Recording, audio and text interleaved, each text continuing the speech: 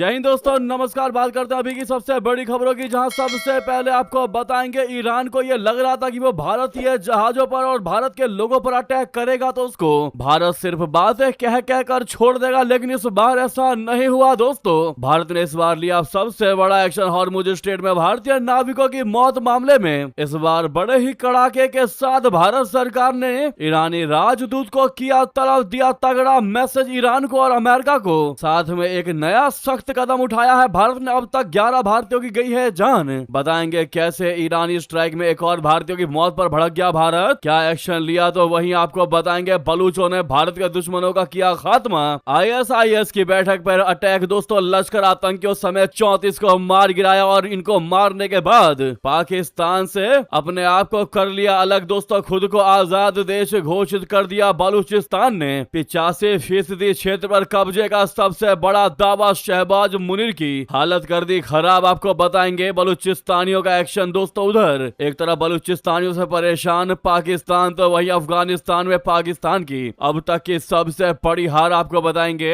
अपनी ही चिंगारी से घर में लगा ली आग, कैसे भारत की कूटनीति के सामने हुआ पाकिस्तान ढेर दोस्तों। क्या सोचा था पाकिस्तान ने और क्या हुआ उसके साथ, तो वहीं आपको बताएंगे लश्कर सरगना हाफिज सईद के खिलाफ गैर जमानती वारंट दोस्तों, पहलगाम हमले में अब चलेगा ट्रायल। बताएंगे एक से बेहतरीन अपडेट आपको, बस आप वीडियो के अंत तक बने रहिएगा। और खबरों में आगे बढ़ने से पहले देश भारत के संप्रभुता अखंडता का पुरजोर समर्थन करते और मानते हैं कि भारत आगे से किसी को छेड़ता नहीं और पीछे से किसी को छोड़ता नहीं। तो वीडियो को लाइक करके, चैनल को सब्सक्राइब करके, बेल आइकन दबा के कमेंट में जय हिंद अवश्य कहिएगा। बात करते हैं पहली सबसे बड़ी खबर की, जहां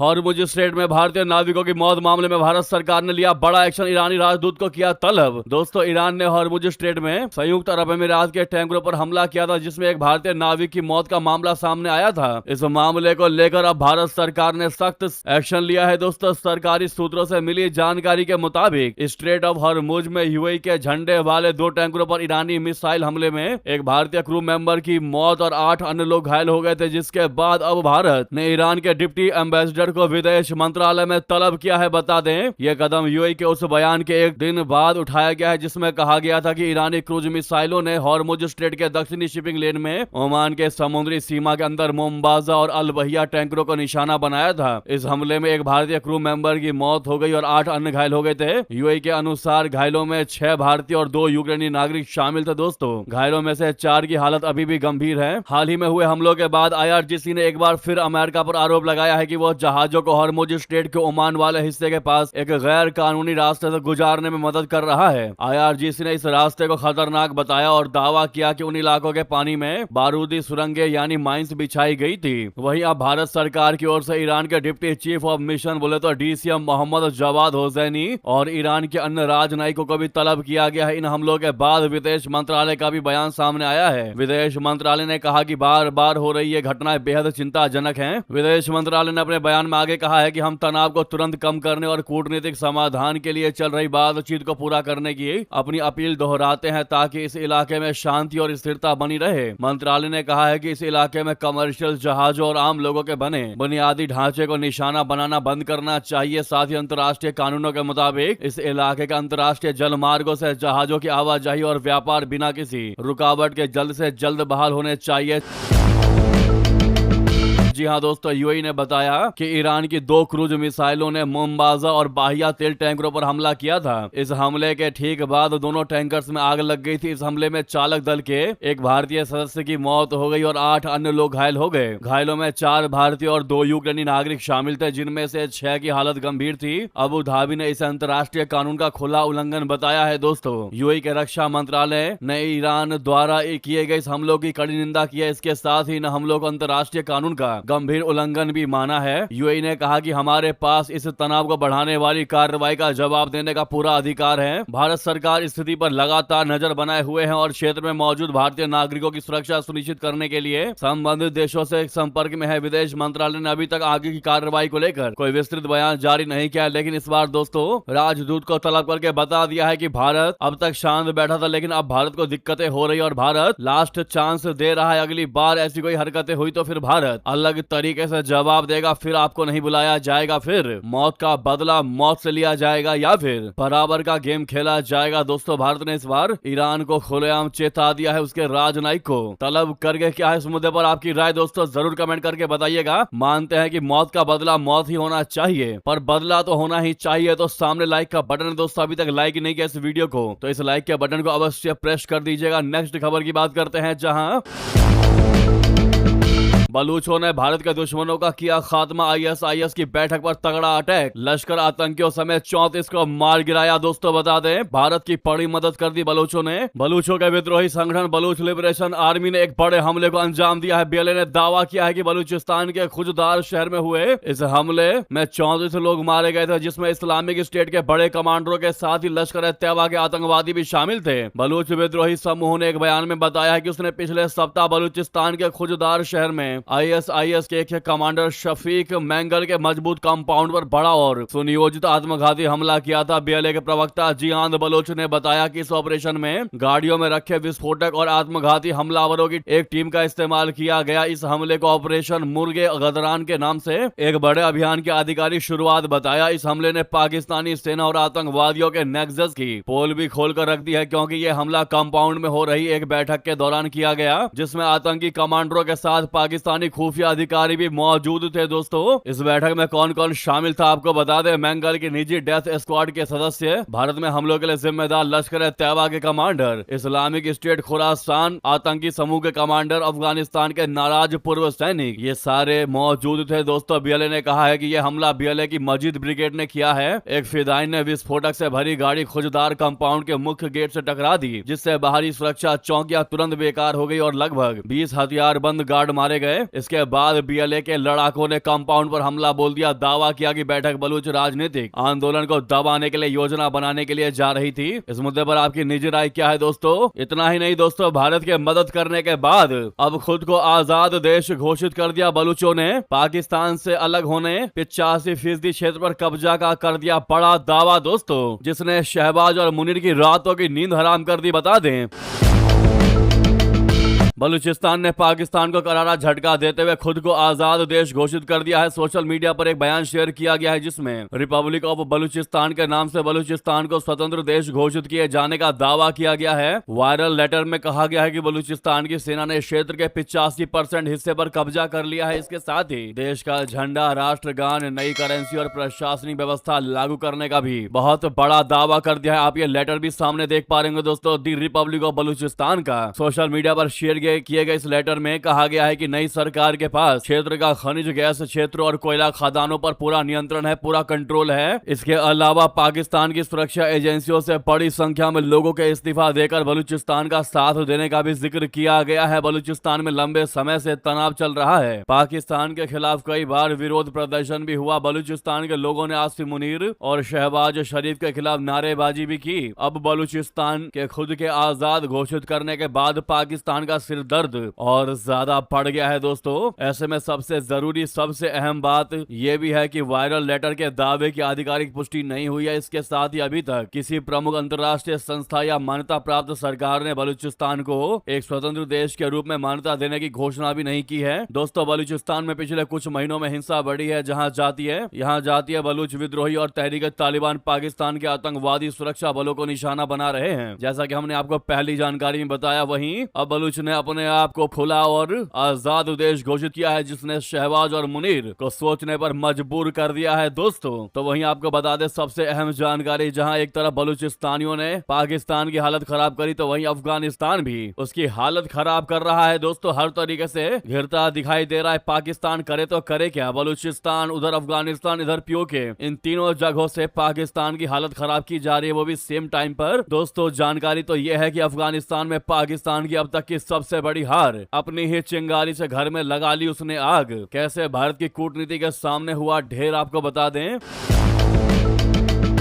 अफगानिस्तान को अस्थिर रखने के लिए पाकिस्तान ने दशकों खर्च किए। आप और हम सभी जानते हैं उसका मकसद एक ही रहा है कि अफगानिस्तान को भारत के खिलाफ अड्डे के तौर पर इस्तेमाल किया जाए। जितने भी आतंकवादी हैं उनको अफगानिस्तान में डाल करके भारत के खिलाफ ही की जाए। इसी इरादे से उसने तालिबान को खड़ा करने में पूरी ऊर्जा लगा दी, अपनी पूरी साम दाम दंड भेद सब लगा दिया। 5 साल पहले जब तत्कालीन राष्ट्रपति अशरफ गनी की इस्लामिक रिपब्लिक ऑफ अफगानिस्तान की सरकार को बेदखल कर तालिबान की वापसी हुई तो पाकिस्तान को लगा कि उसके राह के सारे कांटे दूर हो चुके हैं। लेकिन ठीक 5 साल बाद पाकिस्तान भारत की कूटनीति के सामने खून के आंसू रो रहा है। दोस्तों, पाकिस्तानी फौज और तालिबान के ताल्लुकात इस समय अब तक के सबसे निचले स्तर पर हैं। दोनों एक दूसरे के खून के प्यासे हो चुके हैं। आलम यह है कि पाकिस्तान में शरणार्थी के तौर पर रहे अफगानियों के साथ भी जातियां की जा रही हैं। उन्हें जबरन भगाया जा रहा है और उनकी मदद के लिए भी भारत खड़ा है। अगर बीते 5 साल में तालिबान शासन के दौरान भारत अफगानिस्तान और पाकिस्तान के रिश्तों को समझे तो सब कुछ स्पष्ट हो सकता है। पाकिस्तान की तालिबान नीति कैसे फेल हुई आपको बता दें। अगस्त 2021 में जब अफगानिस्तान तालिबान के कंट्रोल में आया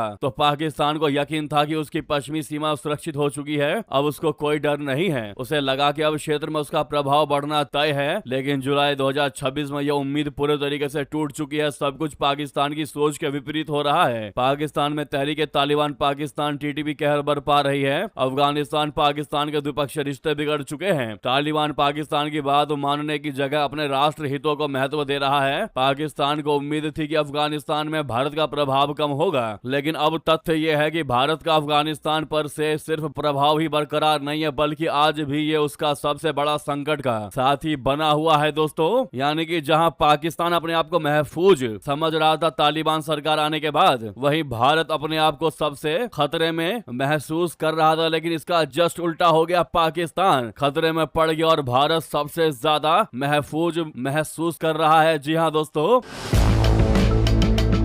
अगस्त 2021 में तालिबान के आने के बाद भारत की चिंता बढ़ गई थी। तालिबान से भारत की शुरुआती उम्मीद इतनी भर थी कि किसी तरह से मानवीय पहुंच बनी रहे। चाबहार कॉरिडोर को लेकर इसका हित प्रभावित न हो और अफगानिस्तान पाकिस्तान के नियंत्रण में न चला जाए। भारत को तालिबान के लश्कर तैयबा और अन्य भारत विरोधी आतंकवादी संगठनों को लेकर भी चिंताएं थी। लेकिन आज का तथ्य यही है दोस्तों कि भारत ने तालिबान को बिना राजनयिक मान्यता दे दिया, उसके साथ कूटनीतिक संबंध बनाए हैं और ये लगातार बेहतर हो रहे हैं। तो ये स्थिति है दोस्तों आज अफगानिस्तान, पाकिस्तान और भारत की, जहां पर अफगानिस्तान में पाकिस्तान की अब तक की सबसे बड़ी हार हुई है। उसके सारे उम्मीदों पर पानी फिर चुका है दोस्तों और भारत इस कूटनीति में विजयी प्राप्त माना जा रहा है। क्या है इस मुद्दे पर आपकी राय? आपको बता दें, इसके पीछे सबसे बड़ी वजह तो यही है कि जब भी पक्के दोस्त पर आई आंच तो डटकर खड़ा हो गया अपना भारत, जिसने पाकिस्तान के कलेजे पर लोट दिए सांप। दोस्तों, जब पाकिस्तान अपने पड़ोसी देश अफगानिस्तान के नागरिकों को खदेड़ रहा है और उसके इस कृत्य की निंदा अंतर्राष्ट्रीय स्तर पर हो रही है, तभी भारत अपने दोस्त की मदद करने के लिए आगे आया। भारत अफगानिस्तान की दोस्ती कभी भी पाकिस्तान को रास नहीं आई है, क्योंकि वो मुश्किल के वक्त में भारत उसके साथ खड़ा रहा है। एक बार फिर से जब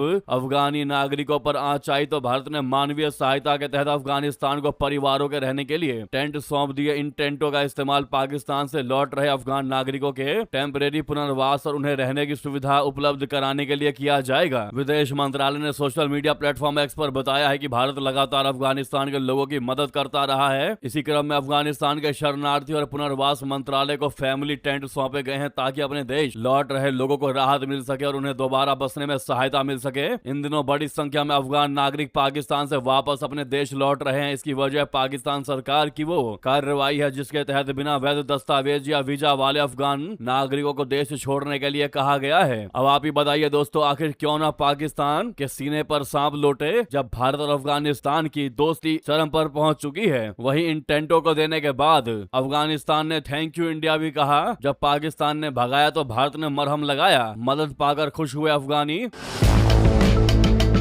इतना ही नहीं, अफगानिस्तान के कृषि मंत्री मौलवी अताउल्लाह ओमरी पिछले सप्ताह नई दिल्ली के दौरे पर थे। इस दौरान उनका एक बयान खूब चर्चा में रहा। दोनों देशों के सांस्कृतिक रिश्तों की तारीफ करते उन्होंने कहा कि भारत और अफगानिस्तान का डीएनए एक है। भारत आकर ऐसा लगा जैसे मैं अपने ही देश और अपने ही लोगों के बीच हूँ। ओमरी का बयान पाकिस्तान और अफगानिस्तान में जारी तनाव के बीच आया है। इसके बाद कई पाकिस्तानियों ने तालिबान नेता के बयान की आलोचना की है। अब एक अफगान एक्टिविस्ट ने पाकिस्तान को करारा जवाब दिया है। उन्होंने भारत को अफगानिस्तान का सच्चा दोस्त और पाकिस्तान को अफगानों का हत्यारा बताया है। उन्होंने कहा कि मैं एक गर्वित अफगान मुस्लिम हूं और कभी हिंदू कभी मेरे दुश्मन नहीं रहे। उन्होंने आगे कहा कि जब अफगान और भारतीय नेता मिलते हैं, पाकिस्तानी धर्म का मुद्दा ले आते हैं, वे हर बात को मुस्लिम बनाम हिंदू का रंग देने का प्रयास करते हैं। सच तो यह है कि उनकी यानी पाकिस्तान सरकार और सेना ने पिछले कई सालों में सीधे और परोक्ष रूप से अनगिनत बेगुनाह अफगानों की जानें ली हैं, जिनमें औरतें और बच्चे शामिल है। मेरे देश ने जो दर्द और तबाही झेली है उसमें उनकी बहुत बड़ी भूमिका रही है। दूसरी ओर भारत ने ऐसा कभी नहीं किया। मुश्किल समय में भारत हमेशा मदद, सम्मान और समर्थन के साथ खड़ा रहा। यह बात कही है दोस्तों तालिबानियों ने। तालिबान के भारतीय डीएनए वाले बयान से बौखलाए पाकिस्तान को अफगानियों का तगड़ा जवाब। ऐसे में थैंक यू अफगानी कमेंट में कह दीजिएगा। वहीं आपको बता दें,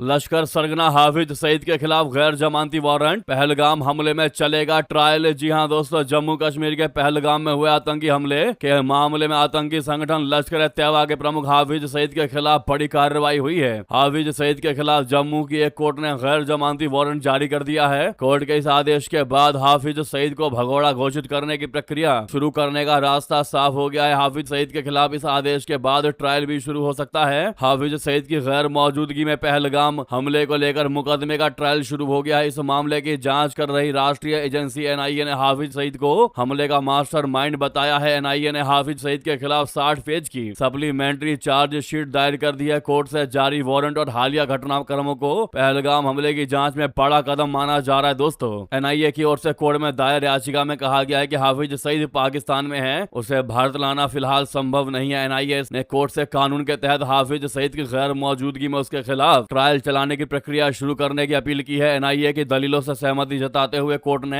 हाफिज सईद के खिलाफ गैर जमानती वारंट जारी कर दिया। वहीं दोस्तों, आपको बता दें, मंगला डैम में आतंकियों को घुसपैठ की तकनीक 26/11 में कसाब और साथियों की यहीं से हुई थी ट्रेनिंग। पाकिस्तान चल रहा है बहुत बड़ी इस मामले में चाल। दोस्तों, पाकिस्तान में सक्रिय आतंकी संगठन लश्कर तैयबा का एक नया वीडियो सामने आया, जिसने एक बार फिर उसकी गतिविधियों को लेकर गंभीर सवाल खड़े कर दिए हैं। वीडियो में संगठन के आतंकियों का पाकिस्तान अधिकृत कश्मीर स्थित मंगला डैम में पानी के बीच विशेष प्रशिक्षण लेते हुए देखा जा सकता है। वीडियो में आतंकी तैराकी, जल मार्ग से आवाजाही और पानी में ऑपरेशन से जुड़े तकनीकों का अभ्यास करते नजर आ रहे हैं। यह वीडियो ऐसे समय सामने आया है जब कुछ समय पहले संगठन से जुड़े एक अन्य वीडियोस में अमेरिका द्वारा नामित आतंकी हारिस डार नए रंग रूटों को संबोधित करता दिखाई दिया। यानी आतंकियों को अब फिर से वाटर बेस्ड ट्रेनिंग दी जा रही है दोस्तों, जिसका कार्ड निकालेगा अपना भारत। और भारत भी पूरे तरीके से इनको माकूल जवाब देने के लिए तैयार खड़ा है। क्या इस मुद्दे पर आपकी राय दोस्तों अवश्य कमेंट करके बताइएगा। लगे हाथों वीडियो को लाइक करके इस चैनल को सब्सक्राइब करके बेल आइकन दबा के कमेंट में जय हिंद कहना तो बिल्कुल भी मत भूलिएगा। तो बात करते हैं आपसे अगली बड़ी खबर में। रिक्वेस्ट है, जहां पर भी आपका ग्रुप हो व्हाट्सएप, फेसबुक, एक्स पर शेयर करना मत भूलिएगा इस वीडियो को। जय हिंद, जय भारत।